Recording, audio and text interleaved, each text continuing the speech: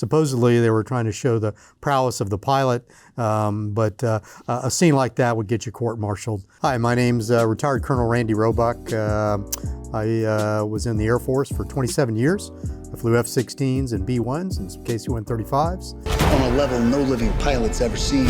Okay, so they're doing some basic fighter maneuvers, and in this particular sequence, in the F-18, it doesn't have an angle of attack indicator. The pilot can really pull that nose straight up, and you bleed a whole lot of airspeed off when you do that. So anytime we do air-to-air combat with F-18s, the F-18 pilots love to intimidate us by pointing their nose around. But the dirty little secret is they're losing a lot of airspeed and they're sinking very rapidly. So the job in an adversary aircraft is to keep your energy up and stay away from that nose. And that way, as he falls away, then you can fall on top of him. Typically, you don't fly under bridges for that. It can be done. In this particular scene, it's more dramatic to have somebody slicing through the undercarriage of a bridge. Supposedly, they were trying to show the prowess of the pilot, but a scene like that would get you court-martialed. Okay. That's kind of a dangerous maneuver. You're in a tight formation, and then an aircraft comes ripping up underneath you like that. In a fighter aircraft, we have what we call bubbles. Typically, it's 1,000 feet around the aircraft. Sometimes it can be as low as 500 feet. So the fact that an adversary aircraft came that close, because they can't predict how you're maneuvering. So when you're flying that close to another aircraft at that high speed, it's kind of dangerous, because anybody that makes a miscalculation, you can have an air-to-air incident. I remember one time when I was flying in red flag over Nevada, and I was banked up turning to my left, and then I suddenly flew through some jet wash, and I didn't see where that came from. And then when we came back to the ground and we looked at it in debrief, you could see that both of us were belly up and we couldn't see each other, and we passed through each other's wake for that. So that can be a little dangerous.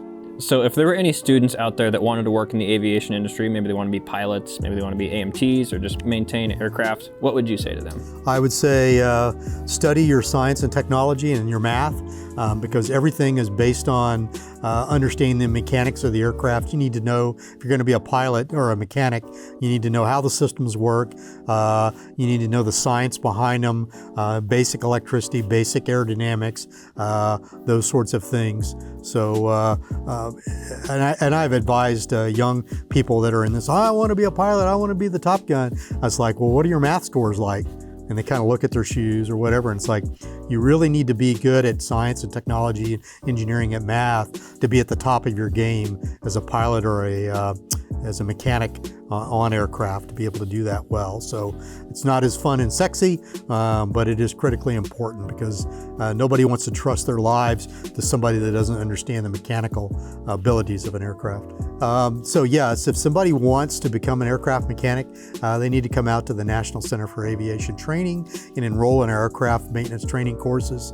I will tell you, when I was in high school, I would have killed to be able to go through courses like this, because when you're in the military, you're going to work as a pilot, you're going to work very closely with aircraft mechanics, and you'll get so much credibility if you also have your own aircraft maintenance AMT license to be able to do that. So highly recommend that.